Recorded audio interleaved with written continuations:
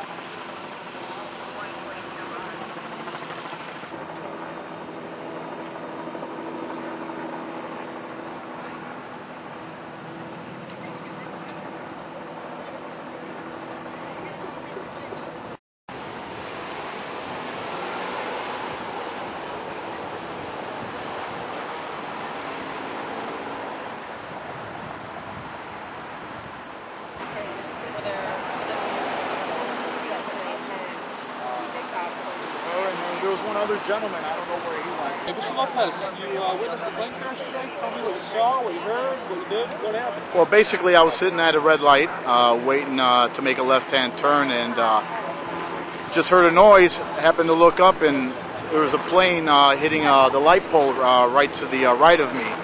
And shortly after that, the airplane hit the pole, came down, did a couple of cartwheels.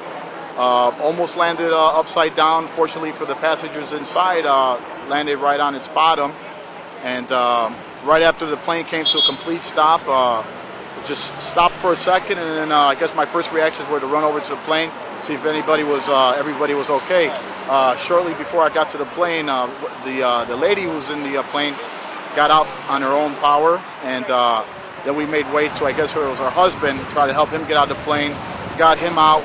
We sat him down at the middle, the medium, I guess, middle of the street, and I asked him. I said, "Hey, what happened? Did you notify the airport that you were about to make a crash landing?" And he told me, "No, because I just took off and I lost all power." And he took off from the Clow Airport right back here, and I guess since he lost power, what he was trying to do is that he was trying to make an emergency landing back in that open field back there, and he didn't even make it that far because, like I said, he hit this light pole right back here with a Lily Cash sign. And let me get this straight. You were actually coming north on Weber then? No, I was about to make a left-hand turn onto Weber. I was sitting right here on. Okay, so you're going west, or I'm sorry, eastbound on Lily Cash. I was going eastbound on Lily Cash, about to turn left, going north on Weber. Correct. A minute or so, not even. You could have been right there. Well, if it's not for the light pole, he hits me. He hits me and the car right next to me. Okay, so where did he actually come down at?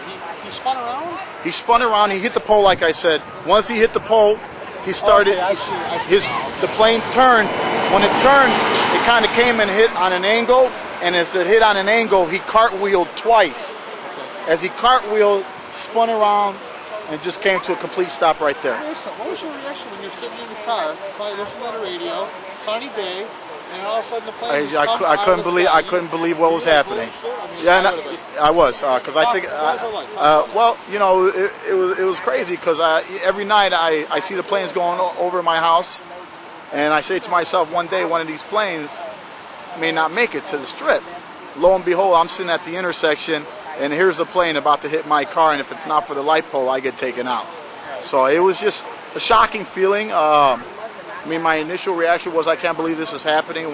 I guess when it all kind of came to a stop, I said I better run over there and make sure he's okay. At first, I didn't think they were going to make it. Not the way the plane was tumbling. There was no way. But it cartwheeled twice. And I said, there's no way those people are going to make it. And how fast do you think it was going? Estimate.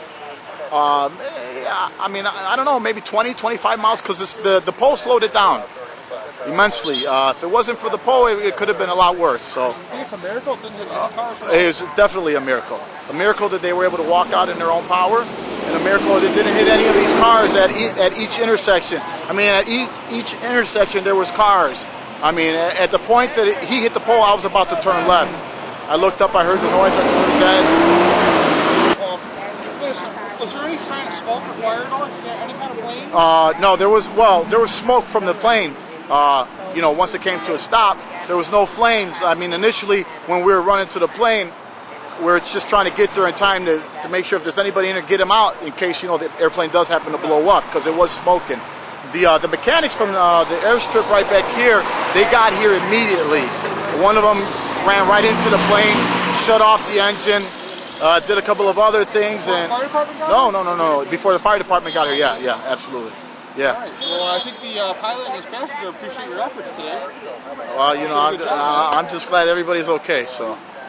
I was right here at the where that white van was, and you see the wing of the plane. Yeah. That's what saved our life. That pole, the plane was coming directly for me and that guy you just got through talking to, and as it came down, he hit, and it was like a bolo bat. It was like hit, and he moved back, but at the same time he moved back, he was coming back forward. That wing came under our cars, just like that van sitting there. Just imagine a plane doing like that. I could have reached it if I was in that kind of Tell me man. what your reaction was when you were sitting there and seen the plane come out. I said, oh my God, I looked at PJ and I said, Were you in the car with him? no, but it was so surreal the way me and him connected. He looked at me and I looked at him and I was like, and he was like, you know, we didn't say anything, but it was like, and he said, mm-hmm. And I looked at him and I got out the car. He said I was just white. And he said, and I went straight across the street to the plane. And the lady was like a zombie. She was just walking, and her shoes was off, and she didn't know anything. And I knew she was in shock, so I asked her to sit down. I took her pulse. I could see everything was okay. I just looked at her. You know, I'm a nurse at Edwards, and I just started looking at her, and her toes was Any obvious trauma or anything? no like a lot of bleeding. Neither one of them, but the gentleman's neck was he had like, now that I can focus on everything, he had like a line going down the middle of his back, and then I just asked him to please lay down, and he said